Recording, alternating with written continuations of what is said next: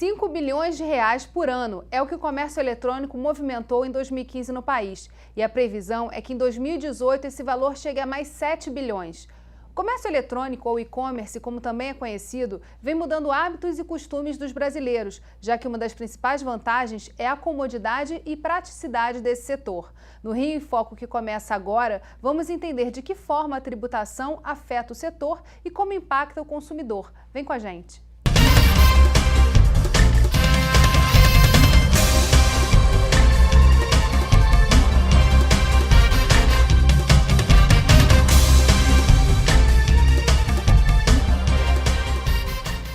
O Rio em Foco recebe o vice-presidente da ABECOM, Rodrigo Bandeira Santos, e a gerente administrativa da Correia Lopes, Ariane Freitas. Segundo o mapa lançado em 2013 pela FEComércio, o comércio eletrônico vem crescendo cerca de 30% ao ano, o que não implica no crescimento do comércio tradicional. Ele impulsiona a economia e é porta de entrada para novas tecnologias. Mas antes, é importante ficar ligado em algumas dicas de segurança. É importante que o consumidor entenda que não existem ofertas milagrosas, né? Então, quando ele entra num site, ele vai fazer uma pesquisa do produto que ele deseja adquirir. Se essa oferta estiver muito distante da realidade, há 99% de chance de se tratar de fraude. Então, é importante que o consumidor tenha alguma malíciazinha nesse momento para que ele evite as páginas fraudulentas, porque elas são muito perfeitas. No primeiro momento, quando o consumidor faz a pesquisa, ele observar em todas as páginas, sites, essas páginas de reclamações, se aquela página que ele está consultando, se aquele local virtual que ele pretende fazer a compra, como ele está no mercado. É importante ver se tem muita reclamação, se não tem, até mesmo ligar para o Procon para ter essa orientação. Uma vez que ele decida o que comprar e aonde comprar, ele verificar a forma que está sendo ofertado aquele produto, se a página tem CNPJ, se não tem, se tem um endereço físico. É importante que a página tenha um endereço físico daquela loja, a forma de pagamento, se eles estão recebendo o pagamento de uma forma segura. É importante que o consumidor não faça, num primeiro contato com aquele site, uma compra muito grande. Ele pode tentar fazer uma compra primeiro num boleto. Se ele optar pelo cartão de crédito, que ele não dê informações além do solicitado pelo site. É importante que ele verifique também a forma de entrega desse produto, se está bem explicadinho no site. Segurança. Toda página, quando ela vamos dizer assim, que ela não tem sintomas de fraude, ela vai apresentar um cadeadozinho no rodapé dessa página, normalmente do lado direito. Esse cadeadinho tem que estar trancado, ele sinaliza para o consumidor a segurança daquela página. O consumidor também pode consultar o .br, que é um local onde são registrados todos os sites. E ali ele pode verificar se aquele site é registrado no Brasil. Por que eu estou falando isso? É importante que o consumidor saiba que quando ele faz compras em sites estrangeiros e não tem um registro BR, ele pode vir a ter problemas, mesmo que esse site seja legal e não seja fraudado, porque as leis brasileiras não têm como proteger o consumidor quando ele faz compra no site estrangeiro. Existem outros cuidados que podem ser tomados também, né? Existem outros cuidados que podem ser tomados, além da observação do rodapé do site com os dados da loja, verificação se existem selos de certificação de segurança, o próprio selo da Associação Brasileira de Comércio Eletrônico, o selo do IBIT, que são entidades confiáveis e que reportam em tempo real se aquela página condiz com o que está sendo apresentado. Além da observação do valor, é claro, todo produto tem um valor de venda compatível com o mercado, não existe mágica. E como é que está o Rio de Janeiro nessa questão do comércio eletrônico? Bom, hoje o Rio de Janeiro ocupa a segunda posição nacional no comércio eletrônico. Ele já teve uma fatia maior desse bolo de faturamento do comércio eletrônico, sendo que hoje essa fatia decresceu aí em 3%. Né, e a gente está tentando medidas para que o Rio de Janeiro volte a ter força e continue crescendo junto com o próprio mercado de comércio eletrônico. Há incentivos do Estado ao comércio eletrônico? Sim, no momento a gente tem um incentivo para o segmento e ele apresenta um crédito presumido, que é trabalhado em cima da operação própria da empresa, do ICMS, que ele recolhe ao longo do mês. É feito em cima da apuração do imposto no final do mês. A gente falou no início do bloco de um crescimento muito grande, mas são dados também baseados em 2014, 2013. Como é que está o quadro hoje, né, esse crescimento para o ano? Esse crescimento foi freado, naturalmente, por uma condição econômica do país recessiva, mas ele permanece em crescimento.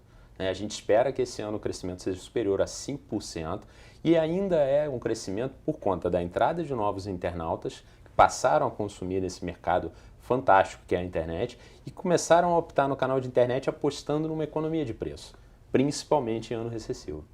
A gente pode complementar também com a modificação na legislação com relação à emenda constitucional, que trouxe o diferencial de alíquota para as vendas interestaduais. Isso teve um reflexo muito grande para as empresas, porque acaba obrigando a empresa a fazer um recolhimento de uma diferença, causa reflexo na parte logística, emissão de nota fiscal, todo esse processo vai ter que ser reavaliado para poder ser tratado corretamente como o Estado orientou. E já está impactando no preço também? Já está impactando no preço, já pode-se notar um acréscimo de mais ou menos 8 a 10% no valor dos produtos, sendo que ainda assim a internet continua um canal confiável e uma boa opção de consulta. Agora, quais são os cuidados que as empresas agora têm que tomar por essa questão da nova legislação? Então, a empresa tem que observar a forma de tributação que o governo determinou. Então, hoje, a partilha, como a gente chama mais comumente,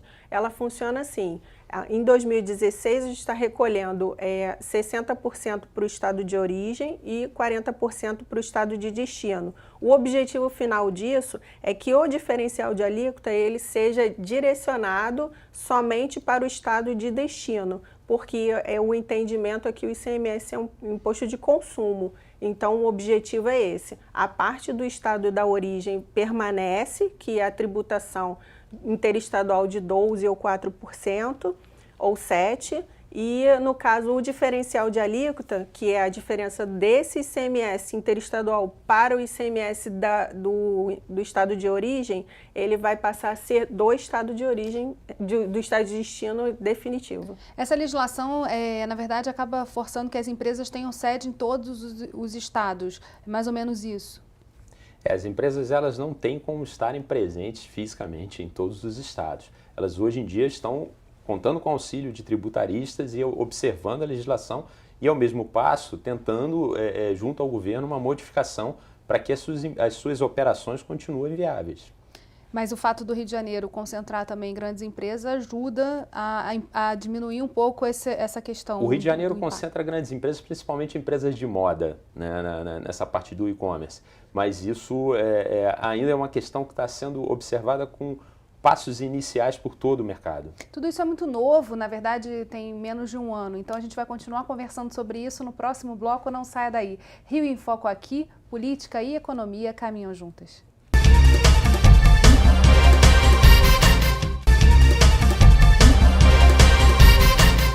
O Rio em Foco recebe Rodrigo Bandeira Santos e Ariane Freitas. Só no estado do Rio, o número de lojas virtuais abertas cresceu cerca de 46% em 2016. A Sabrina Nunes é fundadora e dona da marca Francisca Joias. Vamos conhecer a história dela. A Francisca Joias conta hoje com 12 funcionários, mais de 450 revendedoras em todo o país e uma receita bruta de R$220 mil por mês. Mas a história era bem diferente 5 anos atrás, quando a Sabrina montou o empreendimento. A Francisca começou com R$50 num site muito conhecido por pequenos empreendedores, que é chamado Elo7, ainda existe até hoje. E quando eu comecei no Elo7, eu montei uma lojinha, eu peguei R$50 para no centro da cidade, comprei umas quinquilharias, uns acessórios horríveis, umas muambinhas, na verdade, e coloquei no Elo7 para vender. O Elo7 me mandou um e-mail marketing, dizendo que quem quisesse divulgar o seu produto naquela campanha de e-mail marketing exclusiva, pagaria um valor de R$300 na época. E eu arrisquei, falei, vou arriscar para ver o que dá. E naquele dia, com aquele disparo, a gente vendeu R$3.000. Assim como o negócio da Sabrina, a expectativa é de que o e-commerce continue crescendo. Segundo a Associação Brasileira de Comércio Eletrônico, o volume financeiro para os próximos 2 anos deve aumentar quase 18% no estado, mesmo em época de retração econômica. Hoje estamos driblando a crise, focando mais nas revendedoras. Eu sou para elas o que eu não tive quando eu comecei, somos o suporte. A gente oferece produtos de qualidade, treinamentos exclusivos. Aqui no showroom a gente tem treinamento 2 vezes por mês. E na internet eu tenho todo um conteúdo, todo voltado para o marketing digital, marketing de conteúdo, onde nós ensinamos as nossas revendedoras, empoderamos elas para que elas consigam vender bem, não só nosso produto, mas qualquer outro no mercado. Entre uma gravação e outra, Sabrina não desgrudava do celular. É que o marketing da empresa também é 100% virtual. Hoje, o site da loja recebe cerca de 12.000 visitas todo mês. Manter o crescimento no e-commerce também não é fácil, né? A gente tem que se apoiar muito nas redes sociais, seja ela Facebook, Instagram, Snap. A Francisca tem hoje uma hashtag que a gente envia um cartãozinho junto com o produto para o cliente, convidando ele a postar como foi a experiência dele de compra. Isso faz com que a gente fidelize o cliente, seja mais transparente com os nossos clientes, aumente a compra recorrente e faça com que o crescimento seja maior. São todas táticas de marketing e venda que são diferentes, quer dizer, que também buscam se aproximar do consumidor e capturá-lo, né? Sim, porque hoje em dia também o consumidor está muito na palma da mão, através das redes sociais e através do smartphone, que vem ganhando espaço nesse mundo de compras. Essa interação tem que ser sempre maior. E em relação a essa questão da crise, ela relata ali que o site dela não está sendo impactado, mas de uma forma geral, qual é o quadro com a crise econômica? O quadro freou um pouco desse crescimento. As empresas estão prosperando, estão crescendo, mas ao mesmo tempo estão se reinventando, né? Estão reduzindo custos na medida do possível para poder passar por esse período de crise bem. A gente está observando também, nesse momento, o crescimento do empreendedorismo por necessidade. Muitas vezes são empresas que nascem muito rápido e quebram muito rápido. Não conseguem sobreviver porque os seus donos têm pouco conhecimento, na verdade, de como é que funciona o dia a dia, a questão tributária. Sites coletivos de venda, né, são uma opção para pelo menos começar mais protegido? São uma opção porque são sites que já têm um grande plano de divulgação e cobram uma comissão daquela empresa caso haja uma venda. Ou seja, é uma operação ali financeira cobrada em caso de êxito e não somente no caso de um clique, como é o comércio eletrônico, né, a propaganda em muitos casos.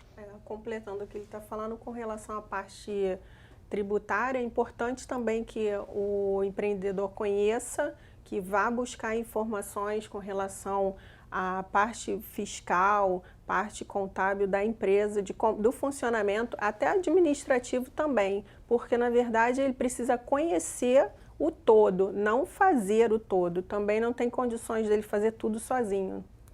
Precisa sempre de bastante ajuda, né? É verdade. Agora, principalmente para formar preço, né? Porque com essa questão tributária, próprio envio pelo correio, tem toda uma série de custos ali que, se você pensar só no produto, você não entrega pessoalmente para o consumidor. Você precisa de ter essa projeção. São despesas que têm que ser agregadas ao valor final do produto para que ele possa ter algum retorno, na verdade. E a Becom dá algum tipo de consultoria ou fala mais especificamente sobre isso para esses novos empreendedores? A Becom está de portas abertas através do site, né, e através dos eventos realizados nas principais capitais, também no Rio de Janeiro, em parceria com o Sebrae, para capacitar, né, os novos e futuros empreendedores online e para melhorar as práticas de quem já está atuando sempre. Agora, sobre as empresas sediadas no Rio, vamos falar um pouquinho mais da nossa economia. Há muitas empresas grandes aqui, você falou no bloco anterior que são muitas empresas de moda. Que outros setores estão no comércio eletrônico fazendo sucesso? Você tem no Rio de Janeiro também o turismo, né, que você tem o Hotel Urbano, que fica sediado no Rio de Janeiro e que tem uma grande quantidade de funcionários, né? Você tem empresas tradicionais de eletroeletrônicos como a Casa e Vídeo, né? E fortemente o segmento de moda, né, que pegou esse passo. Muitas empresas já seguem no comércio eletrônico há alguns anos e outras ainda estão ingressando, apesar de marcas bem tradicionais para o consumidor carioca. As marcas de eletroeletrônicos demoraram um pouco, né, a entrar nesse... Na verdade, todas as empresas, né, com exceção de das maiores, é claro, elas tiveram um ponto de acesso um pouco demorado. Elas adiaram esse ingresso, esse início no comércio eletrônico e talvez agora o período recessivo tenha feito com que elas acelerassem esse processo, entendendo como mais uma opção de canal de venda.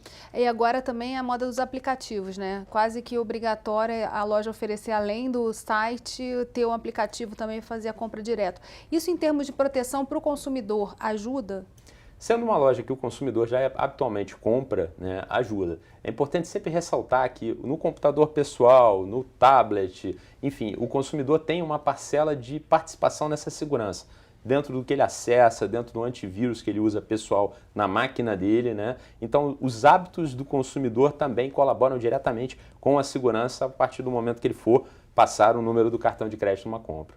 Tem preciso ficar atento. Não saia daí que a gente continua conversando no próximo bloco. Rio em Foco aqui, política e economia caminham juntas.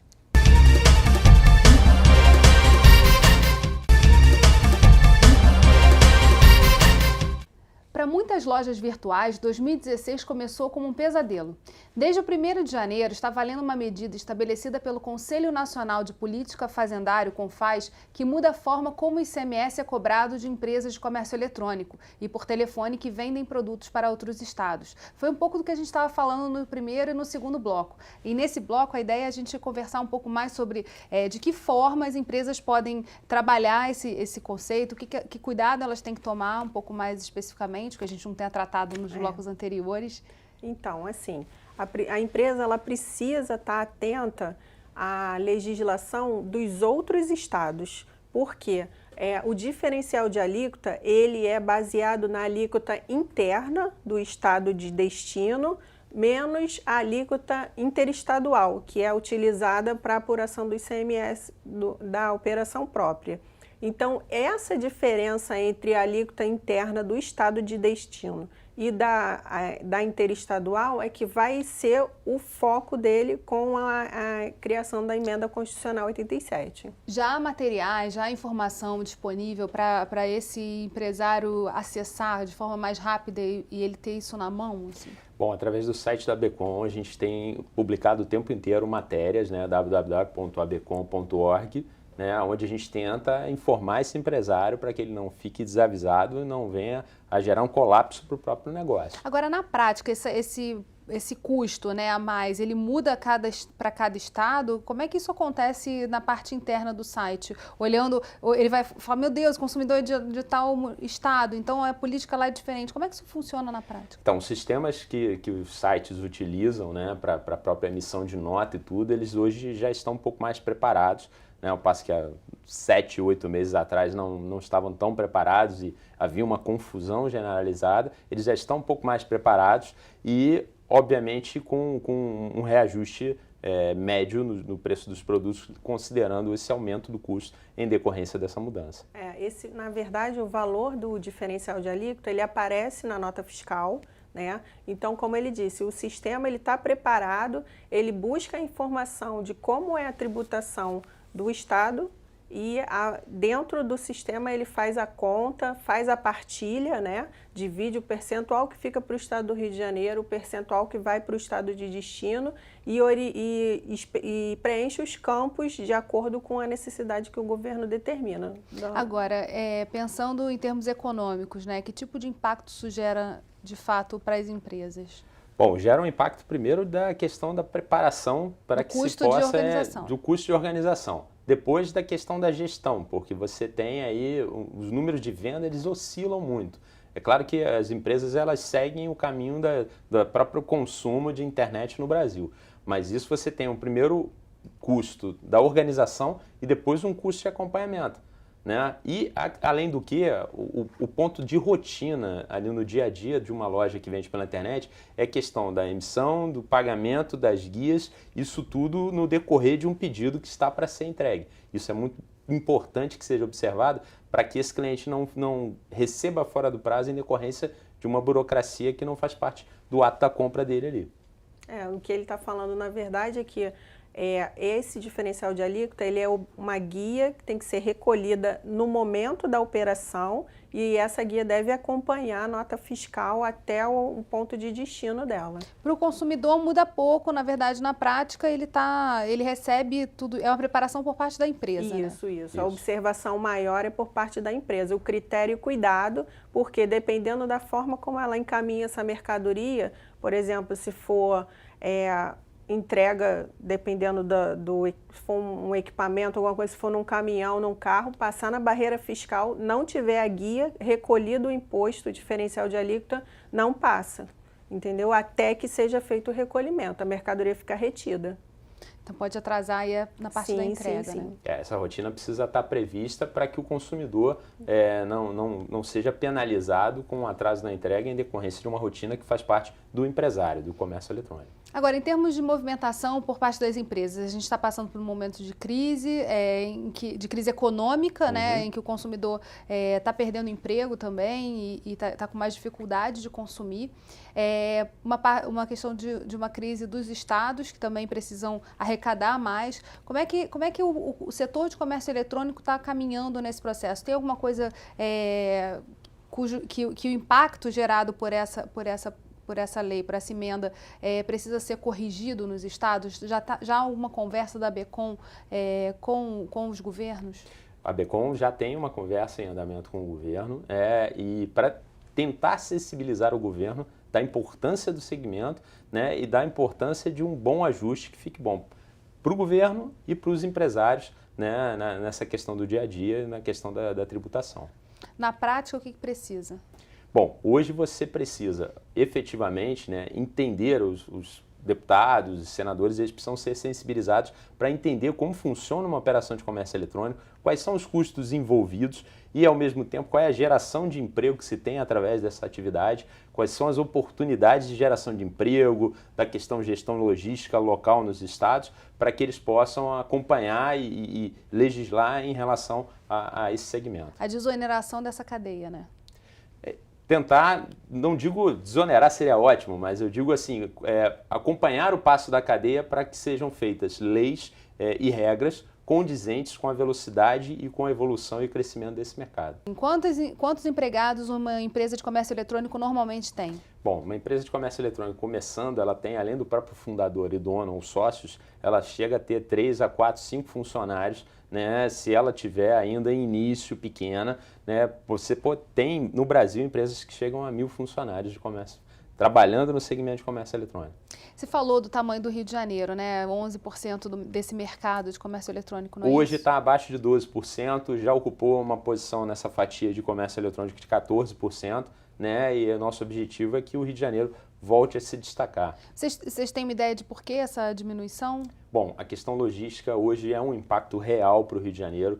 Você tem um problema ligado à violência, que você tem um transporte mais caro e até áreas inacessíveis por parte do Correio em decorrência de uma área ser considerada área de risco. E aí, em relação às ações que podem ser feitas, assim, para a gente poder recuperar voltar ser um segundo lugar mais competitivo, o que precisa ser feito? Eu acho que, em conjunto com o governo do estado, trabalha medidas de segurança para que sejam feitas ações visando uma maior tranquilidade na circulação de cargas pela cidade, para que você não tenha, primeiro, tantas áreas de restrição de entrega consideradas áreas de risco. E, no mesmo momento, você não tenha tantos problemas em decorrência de roubo e que aumentam aí não só a taxa de frete, como a taxa de seguro e outros valores envolvidos no transporte de quem vende pela internet. E com o Confaz, o que precisa assim, ser ajustado 9 meses decorridos dessa resolução? A forma como o Estado está vendo essa tributação precisa ser analisado, como o Rodrigo já tinha falado antes, se esse valor é realmente necessário, né? Se essa carga tributária é realmente necessária e suficiente, ou se ela está além do que deveria ser cobrado por conta da empresa, visto esse grande número de problemas que a gente tem que ainda acarretar e acrescentar como despesa no preço final da mercadoria. Acaba burocratizando mais, né? Exatamente. Sem dúvida. Bem, infelizmente, o nosso programa chegou ao fim. Obrigada, Rodrigo. Obrigada, Ariane. Obrigada e obrigada a você que ficou com a gente até agora. O Rio em Foco quer saber a sua opinião. Escreve pra gente. Tem algum assunto que você queira ver discutido aqui? Envie sua sugestão para rioinfoco@alerj.rj.gov.br ou para o nosso WhatsApp 21 98 990 4709. E se você gostou desse programa, pode assisti-lo novamente no site www.querodiscutiromeuestado.rj.gov.br e acompanhar nossa programação nas redes sociais, Facebook, Instagram e Twitter, ou pelo www.youtube.com/alerjtv. TV Alerj, o canal do povo fluminense. Até a próxima.